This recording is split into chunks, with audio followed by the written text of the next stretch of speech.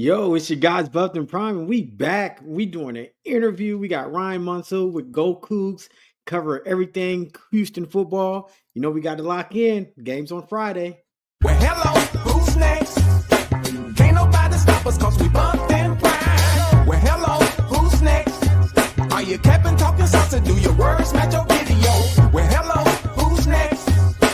Can't nobody stop us cause we bumped and prime. Yo, what's going on? It's your guys Buffed and Prime, CT the Fan, T Cal. What's good, bro? You the MC, you got to tell me what's good. What we got today? Man, today we doing an interview. We got Ryan Monceaux on from the Cool. He covers everything Houston football. We got a big game Friday night, the bus on the road. Profit X, America's #1 sports prediction market. It is a peer-to-peer sports prediction market where users play against each other instead of a sports book versus the house. You will almost always get the best prices on any spread, money line, total, and player prop since you're playing against other people rather than the book. Looks and feels just like a sports book with way better odds. It is a peer-to-peer sports prediction market, which means you can live in Colorado and your best friend lives in Texas. Your players see you to cover the spread. He takes Houston Cougars to cover the spread. Profit X gives you the best lines in the space. You can set your own odds. You both make your picks, and Profit X takes a small fee from the winner only. Use our promo code BuffedandPrime and claim up to $200 in profit cash on all plays for the first 30 days playing on the site. Terms and conditions do apply. Let's talk about it. Hey, hello Ryan. Welcome to the channel. What's up? How you doing? Doing pretty good. Glad to have you on. Thank you. But we here to talk. I got my brother T Cal.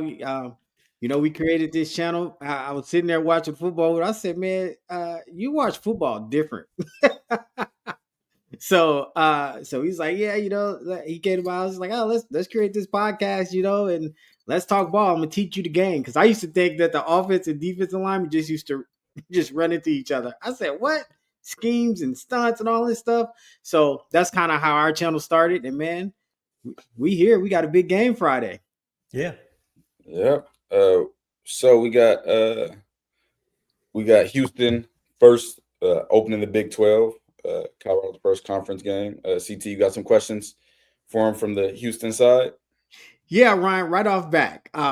You guys got that quarterback coming in, the 5-star. How you feel about him? So here's the first thing. Mm-hmm. For 8 months, we called this guy Connor Wegman. Mm-hmm. His name is actually Connor Wigman. And nobody told us. Wow. So I got one strike against him. Just tell me your name. Right. He's a professional. He just understands every part of football and then the backside of football.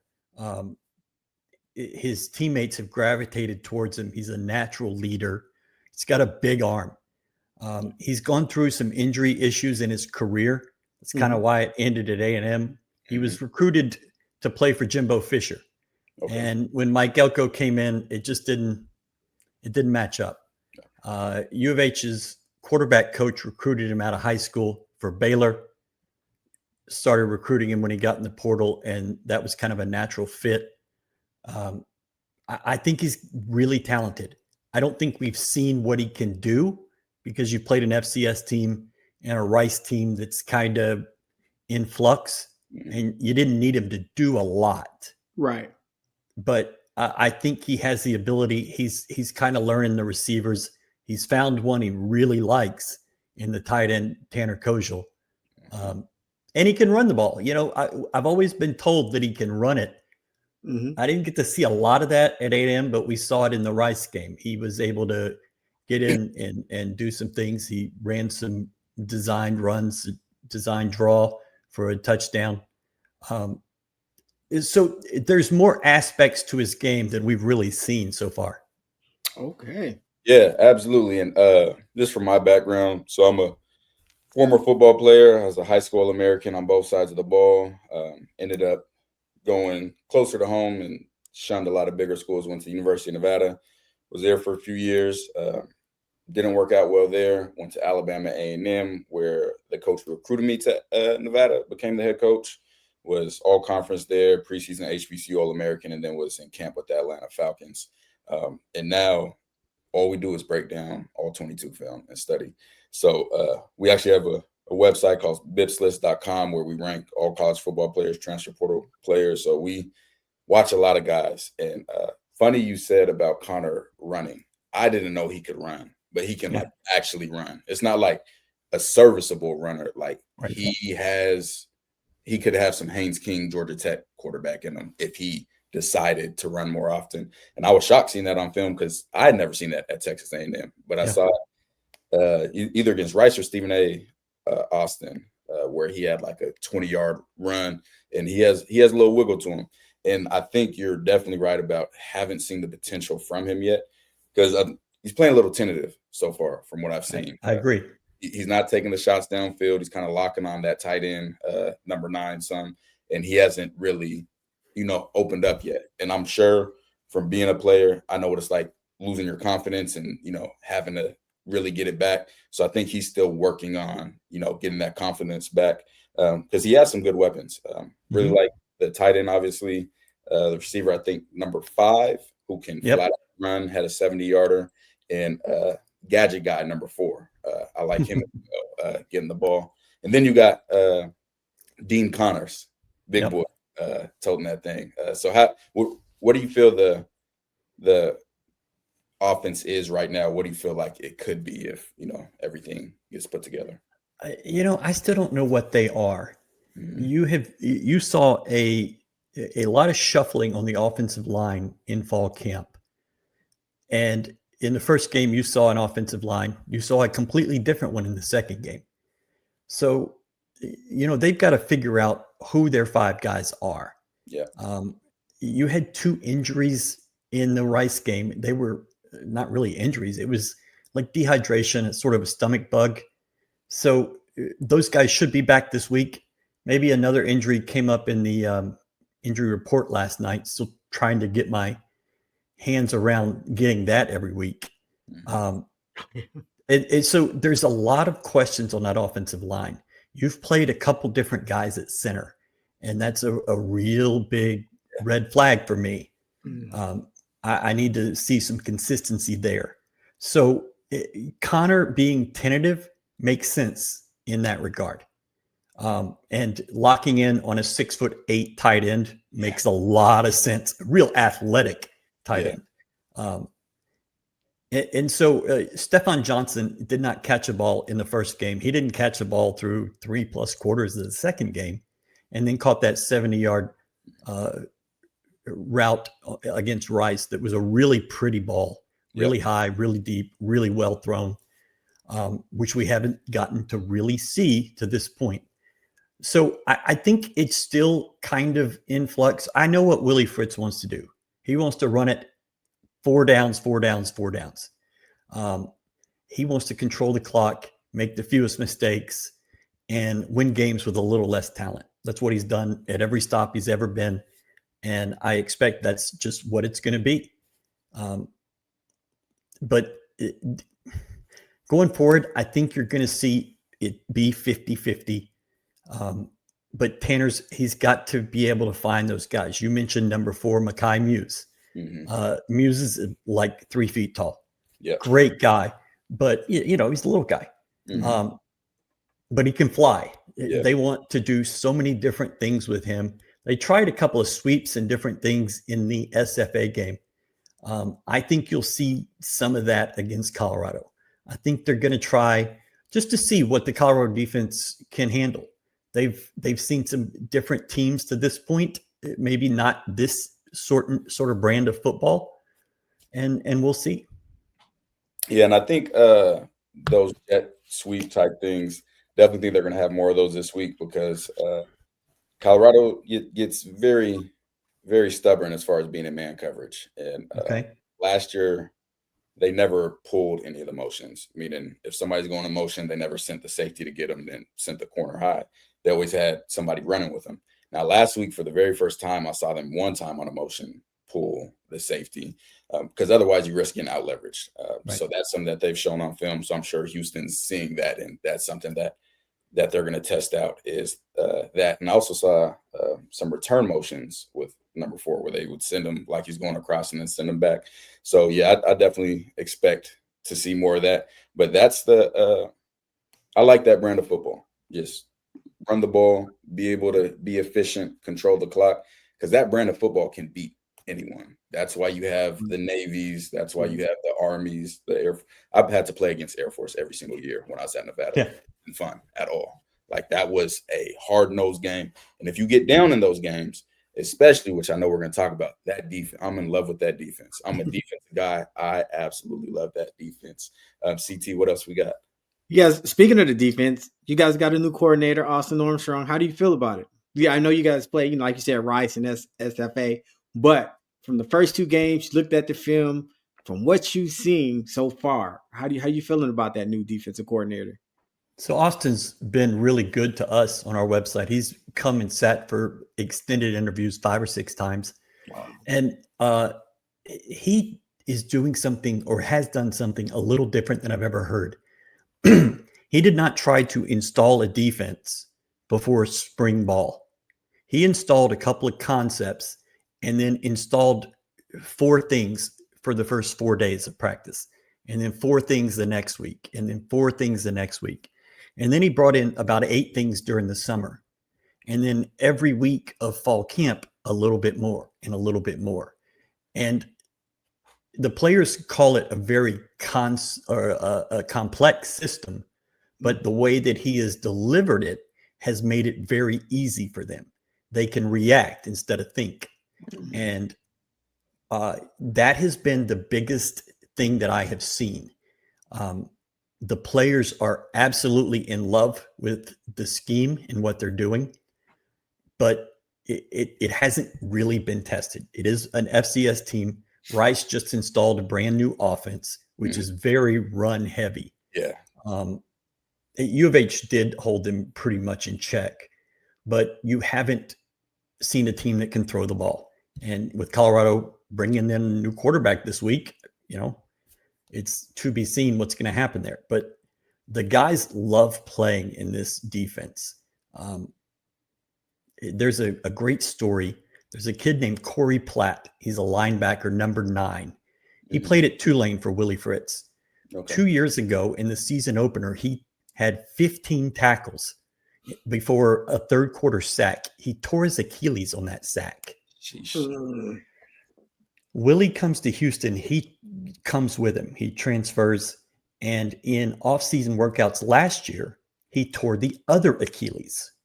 That's insane. So he missed 2 years of football, 2 different Achilles tears, each leg, and came back into camp about practice 8 and started doing some work. Austin Armstrong was doing work with him one-on-one, running drills, seeing what his explosion looked like. He didn't play in the SFA game. He came in during the Rice game, and in the 4th quarter, he got a sack. And he feels like it kind of went full circle for him. He came on our Sunday night interview show Sunday and talked about it, just the 2-year struggle. And then going from, tearing that first Achilles on a sack to coming back and getting a sack in his first game. Awesome. Just a really cool story. So that's the guy for y'all to keep an eye out. He won't start, but he will play a good bit. Awesome. And so what is the situation with Blake Thompson? He was one of our highest ranked safeties, probably highest ranked in the Big 12 after watching him at Louisiana Tech last season. I see he has something on his arm, like he has an elbow thing. He had like a brace on last game. Okay. And I see I played safety, I played corner, nickel. 6 and 8, those are some fantastic safeties, open field tacklers. I love what I'm seeing from them.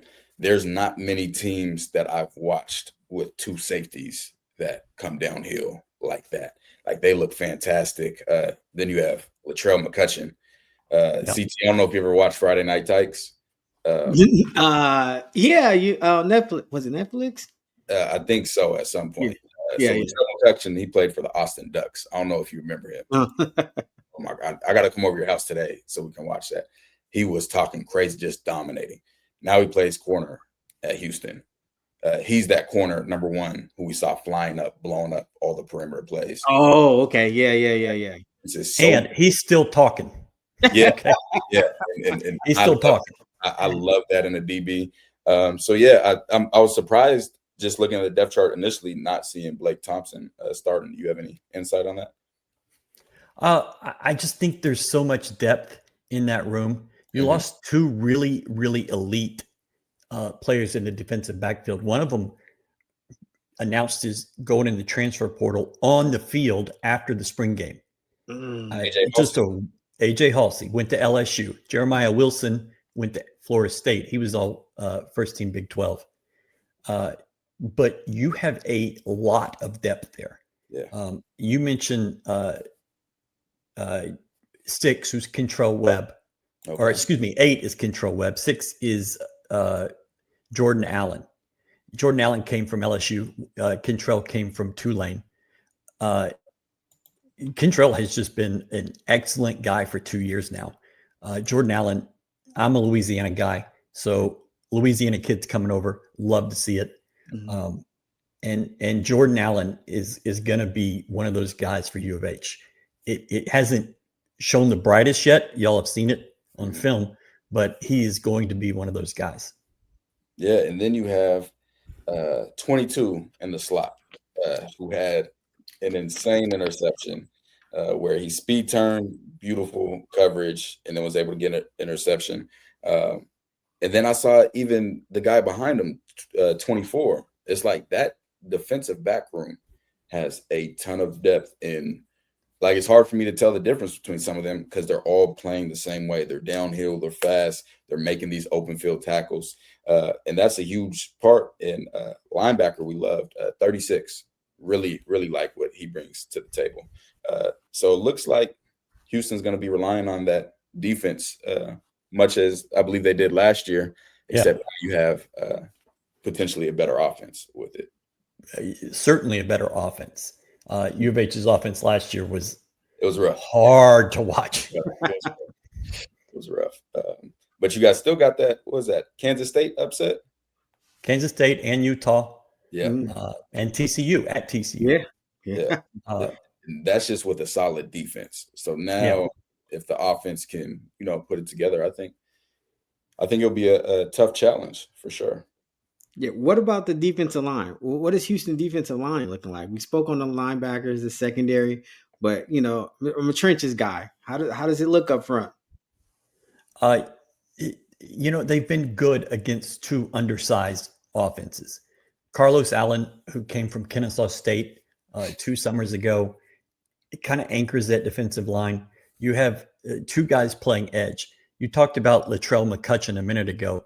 His brother, Latravion, who I believe was on that show as well, it plays on the edge, as does a guy named Brandon Mack. Brandon Mack is probably my favorite player on this defense. He's just a ripped guy, 6'4", 250, came from Ole Miss as a transfer.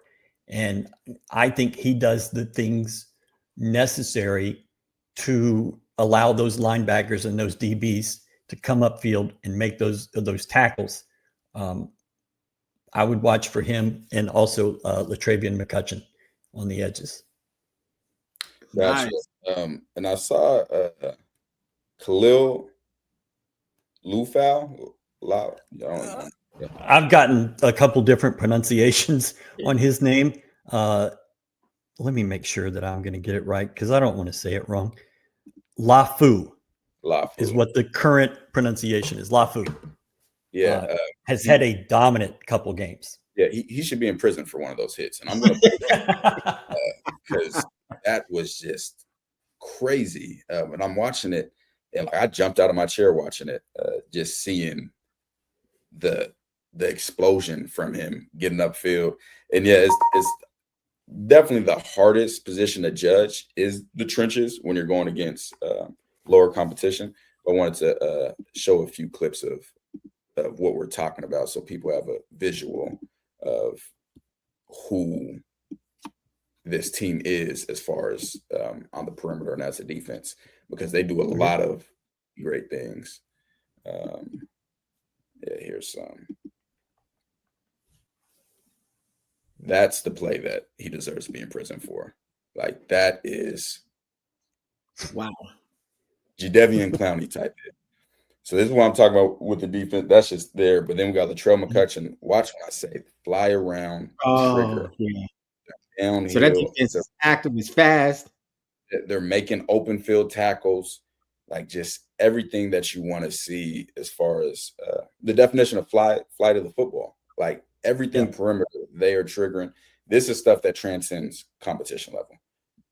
Open field tackling, stopping the perimeter, containing. In Rice, Louisiana played them last week. They had some trouble with their triple option, but they did really well. Houston did really well against them this week, because that's a tough offense to not only stop but to prepare for, especially with short time.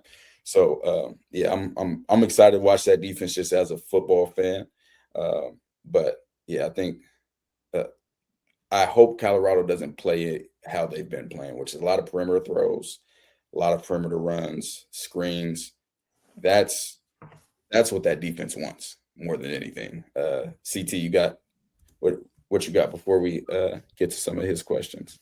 Yeah, so we see the defense. Now you guys are the favorite. So are you comfortable being the favorite? I mean, No. as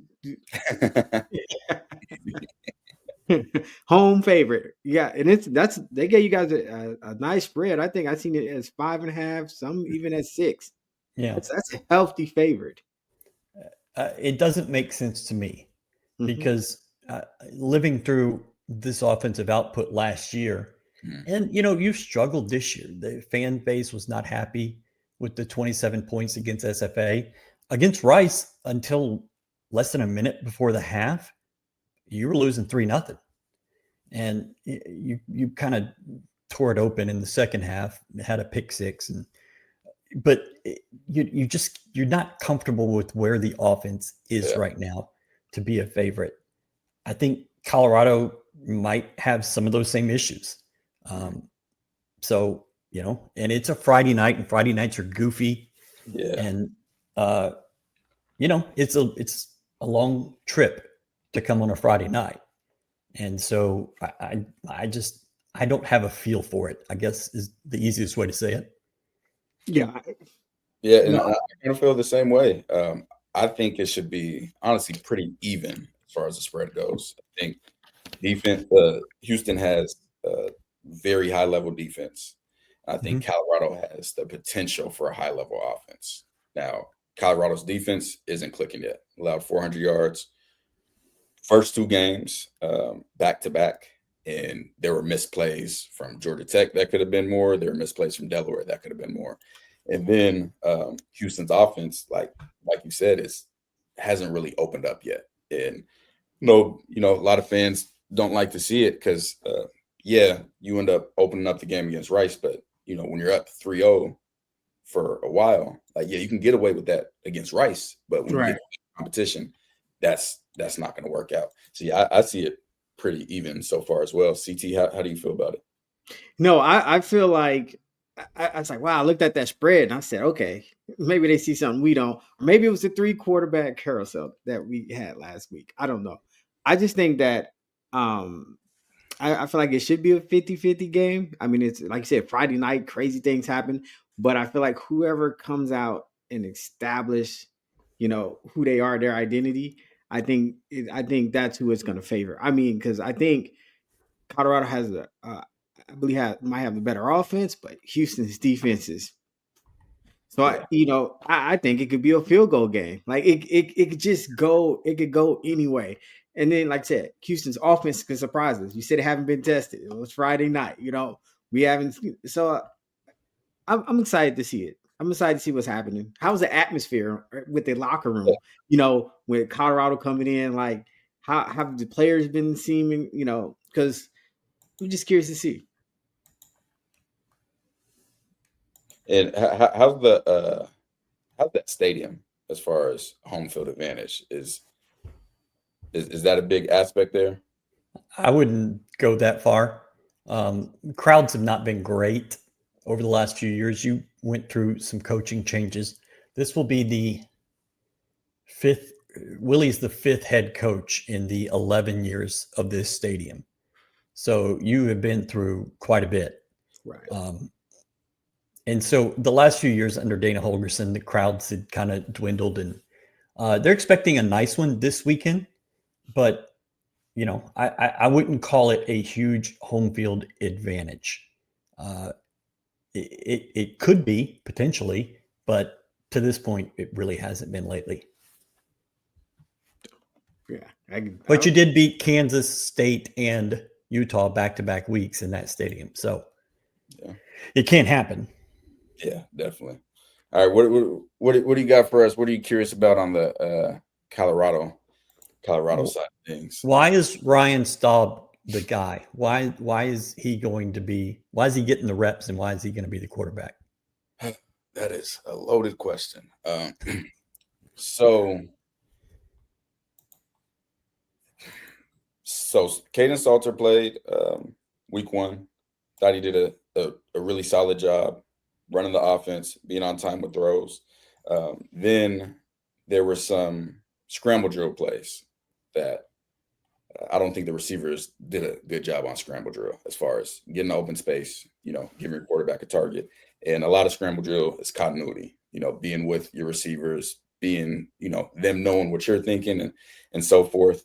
So then after that game, which they lost by 7, they said that they were going to be rotating the true freshmen in, which not a fan of, especially these early season games. That's when you want your team to get the rhythm, especially when you're playing a team that's just getting the FBS. Right. Like if you're going to do something like that, don't rotate them. Let one play a half, let the other one play a half, but don't take them in and out of the game, because rhythm has such an impact on the game of football, momentum.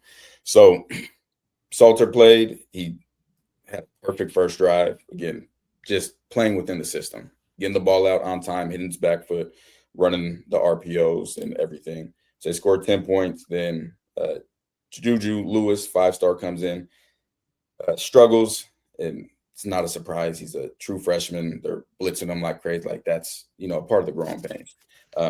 Then none of us knew that Staub was going to go in. So Staub goes in.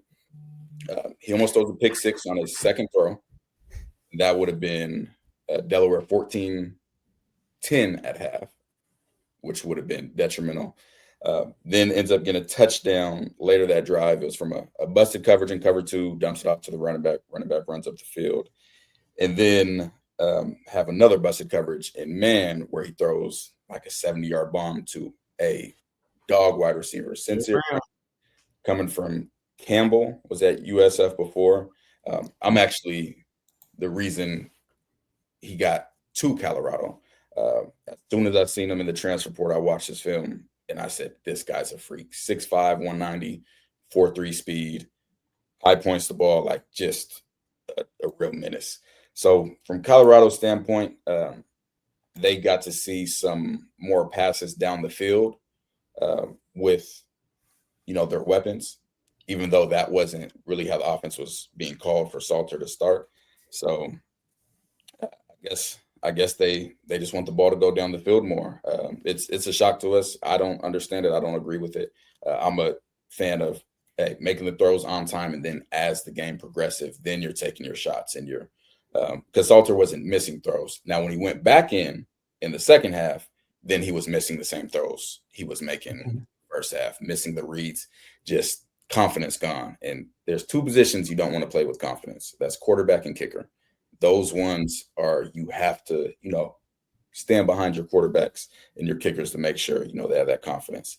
So I can't tell you for certain why, but from what it's looking like, it's that he threw the ball downfield more.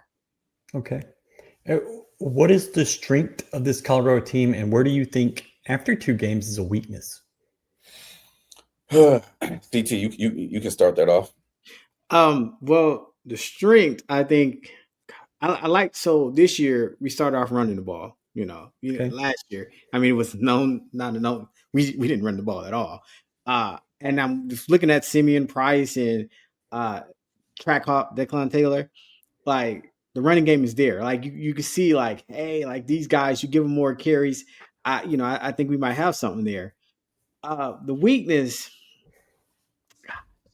I, I, I I'm gonna say on the defensive side for sure. I mean, I feel like Yeah. giving up back Yeah. to back 400 yards against those opponents and then defensive line. That's what I'm concerned for the most, like the interior defensive line and then the secondary. Like, hey, like And the linebackers. and the linebackers. So Right. I guess in the play calling, the So entire scheme. defense has definitely been a struggle. Teams have been able to climb to the second level with ease in their zone run schemes and cut off the linebackers. Linebackers played really slow against Georgia Tech. Now that's partly due to Georgia Tech's scheme. They'll run a quarterback one way and have the pulls going the opposite way. So have to be a little slower on that. A lot of missed tackles. I believe there's 13 missed tackles last week against Delaware, which is absolutely insane amount. Horrible, yeah. And then their reliance on man coverage. We saw in 2024, they were beat by wheel routes from condensed formations from running backs the entire season. Some of that same stuff is opening up now, switch releases, like this, just heavy man and press man. And I don't think they adjust well to teams that take advantage. Like teams have man beaters, teams have things specifically to beat man. So that's definitely what they struggle with. And then, like CT said, interior defensive line been getting moved off the ball by Delaware, moved off the ball by Georgia Tech. So it's D tackles and linebackers. Linebackers are getting cut off, but the D tackles aren't holding, so the guys can't climb to the next level. Offensively, the strength that CT said has been the run game. A huge part for that is that you had Caden Salter at quarterback. So you have defensive ends and D coordinators having to respect his threat on the run. And just like Colorado struggled against Georgia Tech, it makes opposing linebackers play so slower because they don't want to just take off on the read option, because if he pulls it, then there's going to be hell to pay. So with the emergence of Staub, it's going to be really interesting to see how that affects the run game moving forward. Okay. What is your take on Pat Shurmur as a play caller overall and mainly this year? So this year, me personally, I think he's gotten significantly better, like night and day compared to last year. I'll let CT talk some on it, and then I'll finish that. Yeah, I think this is the best we've seen him since he's been at CU. I mean, we getting motions. We're running the ball. Like it's balanced. I mean, I feel like the first game, the Georgia Tech, it was like 31 rushes, 29 passes. I mean, like balance the offense, legit come out. Hey, we're going to run the ball this play, run the ball next play. The tight ends are being involved. We're out of that 10 personnel. You know, it's been a lot of 11 to like, I think he's actually been cooking. Like, I know he's getting a lot of heat, but I think he's actually been cooking. Now we broke down the film. I don't know if you know, like we break down all 22 film, you know, and then changes, you know, we watch it, you change it. Like, I will say, like, I will hope that he kind of makes some more adjustments. Like, you know, you throw these wide receiver screens out there, but your wide receivers are not really blocking. Like, I don't like, hey, that's not working. I need you to change that recipe quick. Coded, they're not blocking. Like, yeah, guys just flying upfield. And yeah, what CT's, you got to play to, you know, the strengths of your team. So last year, it didn't look like, and I caught a lot of heat for it online, because I said, this is not Pat Shurmur's offense. Like, this is not the scheme we've seen him ever run in the NFL. Like 10 personnel empty, constant, all hitches, little creativity, no play action. Like, Pat Shurmur runs the ball. Everywhere he's been, they ran the ball. They had running backs. So now we're seeing that more. But then again, the emergence of Staub kind of changes that. Because when Salter was in, it looked like a Pat Shurmur. Like, it's play action. We're taking what the defense has given us and we're being efficient. But now I feel like there's some pressure that, hey, we need to start throwing the ball deep, and which I don't understand. Points are points. As long as you're Right. being efficient and scoring, that should be the most important thing. But seems like I think you're going to see a different game plan this week than you've seen in previous 2 weeks. Okay. So, talking to people, I've been hearing about BDS. Brandon Davis Swain. Why do I need to pay attention to this guy? CT? Well, last year, Brandon Davis Swain, he came out of high school as an edge. Then he put on that weight and they moved him inside. Um, he can be a problem. Like you see the potential there. I feel like you could see the potential flash. I still feel like he's still learning a new position, still learning defense. But I think when people say BDS, it's just because they see the potential there. But you can also see where he's still fresh. Like he's still learning. Like I said, you move from edge to defensive tier, so he's got to like be able to pick up the double teams. Stay in his gap, stuff like that. But you can see the talent there. So I mean, I wouldn't be surprised if he make a few plays this game. But because he definitely has the talent. But I mean, I feel like he's still learning that position. So we'll be remain to be seen. Yeah, so he was the edge coming out, and I believe he holds the record for he's the Michigan sack all-time leader as edge. Moved to defensive tackle, and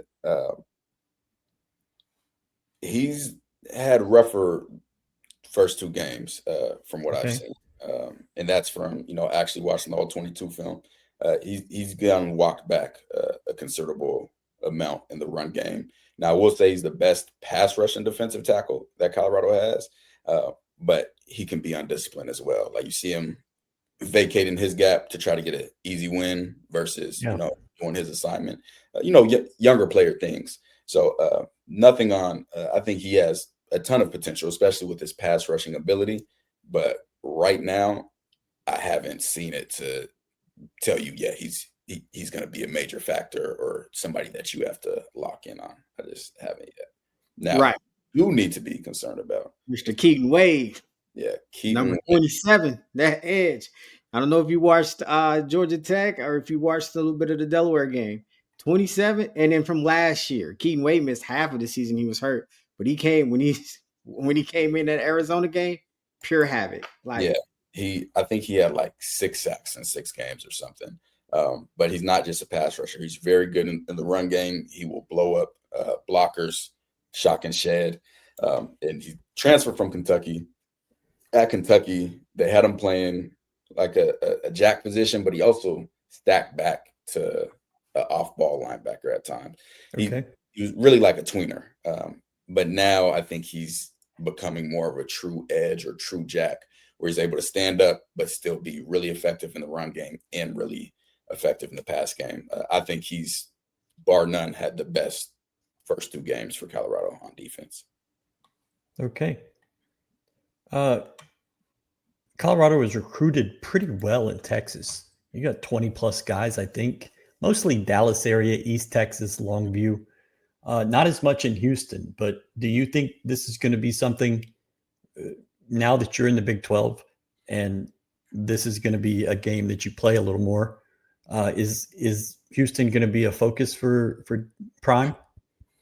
I definitely think so, because you have all these Texas guys, so they're coming back home playing, and then you have the kids who know these guys watching them, the high school kids. So we want to see what those guys do there. So depending on how this goes, I mean, Prime opened up his FBS debut in Fort Worth, beating TCU.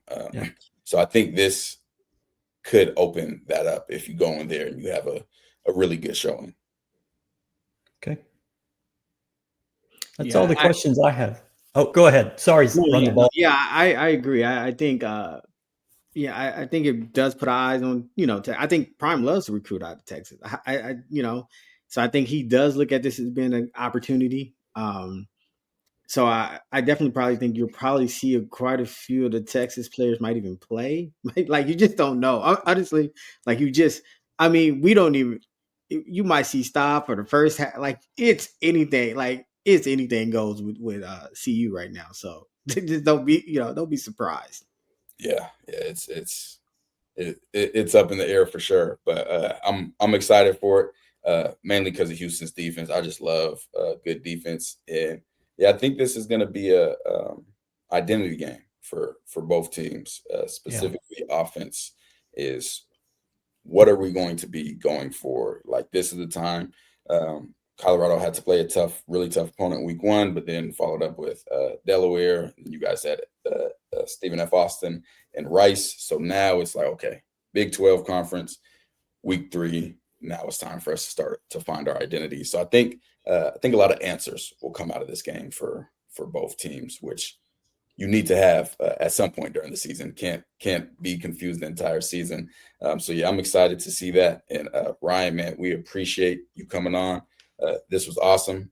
Definitely looking forward to watching more of your stuff. And can you tell everybody what your YouTube channel is from our side so they can make sure to tap in? And so our website is GoCoogs.com with 2 O's, OOGS, not OUGS.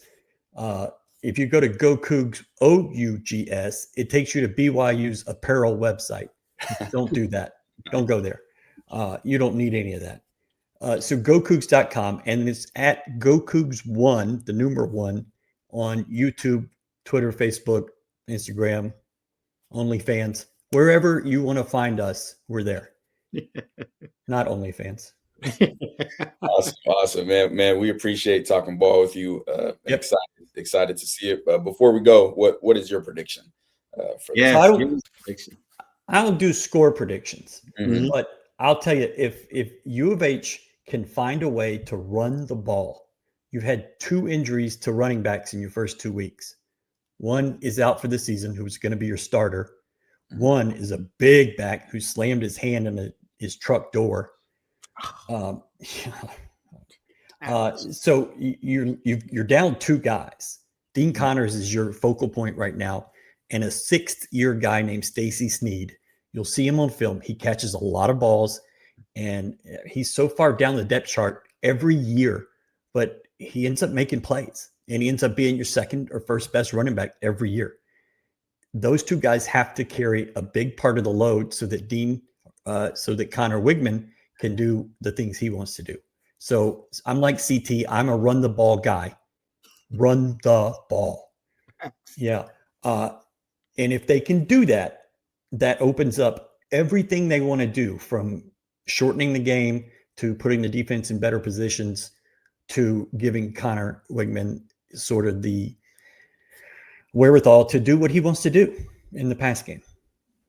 Okay. So that's my prediction. If they can do that, that's going to lead to success. Awesome. CT, what you got? I got, CU comes out and run the ball. I think that even no matter the quarterback situation, not just run the ball, but stick to running the ball. Like, hey, that's one of my things about the stop coming in. Like, hey, I think we're going to try to push the ball down vertical. We're going to get away from the identity I was hoping that we were starting building, run the ball more, run the ball, lean off your, take the pressure off your defense so much, control the time of possession. But stop those a wrench in the thing. So I don't know what the offense is going to look like, but I feel like if CU could come out, run the ball, and then if Keaton Wade get loose, I feel like if we could get pressure on the quarterback, get home, I feel like CU can do it. I feel like they could go on the road and get the win. Awesome. And I think the true matchup for me is Houston's defense versus Colorado's offense. I think that's where the game's going to be won. For Colorado, got to run the ball, but you can't run a lot of the runs you've been running. Can't be a lot of stretch plays, can't be a lot of outside zone. This is not the defense that you want to try to stretch laterally. So it needs to be more gap scheme. Try to get vertical now as far as the run game. And then pass game, Houston hasn't been tested much downfield so far passing. It's been a lot of shorter concepts, a lot of run heavy. So see how these corners can play in space. And if I was a Colorado OC, I do a lot of double moves early and often, even if I'm not planning on throwing them, just to keep the DBs honest, because they come downhill. They sit on hitch routes. They had a pick six recent, I think last game or the week before. Yep, last game. Yep, from a hitch. So you have to keep them honest. And a good way to do that is run hitch and goes early. Just keep them on their toes, see how they respond to that. And then for Colorado defensively, I'm bringing pressure. I could tell, I didn't know specifically about the O-line, but I could tell from how I seen them playing that the continuity's not there. Like there's some missed assignments and they just don't look comfortable and confident. Yeah. So I'd be sending pressure, sending from different ways, getting some secondary guys involved. And then I would probably bracket the tight end. Like that is his favorite target. That's who he's going to lock in on. I'm going to make you beat me with what you don't want to do. I'm not going to let you beat me with what you want to do. So I think that's going to be the keys for Colorado. And for Houston, if Houston can get the lead early, I think all hell breaks loose because of what that defense can do.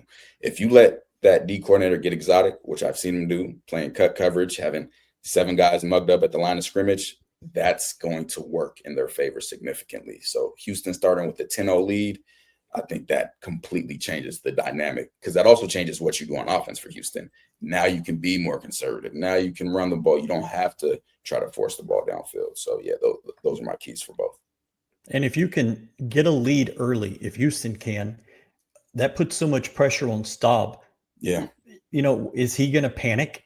Is Prime going to panic and throw somebody else in, abandon the game plan? I don't think that's going to happen, but I am so interested to see what the defense can do to get Staub out of his game, out of the mindset that he has all week, and kind of freak him out. And let's see how he responds. Yeah, that would definitely be my game plan if I was Houston. So, hey, Ryan, again, appreciate having you on. Yep. You guys make sure you go check out GoCoogs, OOGS, not OUGS. And yeah, we will be watching this game in a couple nights. And for our fans, you got to join our Patreon. We'll do live watch parties for the games, and we'll be posting that on YouTube. So, man, appreciate you, Ryan. And, thank you so much, man. All right. Appreciate it. Thank y'all. Appreciate it. It was fun. In touch. All right. So, got to have Ryan on. Gave a lot of good insight into Houston, their philosophies, how they're feeling right now. And, yeah, I think it's going to be an even game. Like, I think now it could end up going aggressively a different way. But just as far as what I've seen, like, it's going to be a heavy battle with the defense, Houston's defense, Colorado's offense. And then on the other end, you have Colorado's defense and Houston's offense, where it's kind of, up in the air. Like both of them have to find their which could turn out to be the X factor. Yeah, right? Exactly. Houston's offense and Colorado's defense. I'm excited for the game. Shout out to Ryan GoCoogs for coming on. Bringing us that insight. Telling about the offensive line. It's with TU's defensive line. It's a road game. It's in Houston. It's Friday Night Lights. But we just got to see what they're gonna be ready for. I didn't want to get too in depth because we haven't broke down Houston's all 22 yet. So I haven't seen. I just saw the clips you put out there, and I was like, oh, okay, this looks like Baylor, BYU ish. Yeah, defenses I don't like. But yeah, so we'll definitely be talking about that more. And man, excited for the game. See you. Final words. Okay, to evolve. Who's next? Who's next? Do your words match your video? Yeah, this for my boy TKL, CT the fan. Yeah, we on that buff train, man. Yeah, the boys, they put it down. I watch them every day. Hey, they gonna put you on a bill, but they gonna put you down there where you belong. They ain't gonna care for you. Nah, they ain't gonna care for you. Yeah, they gonna love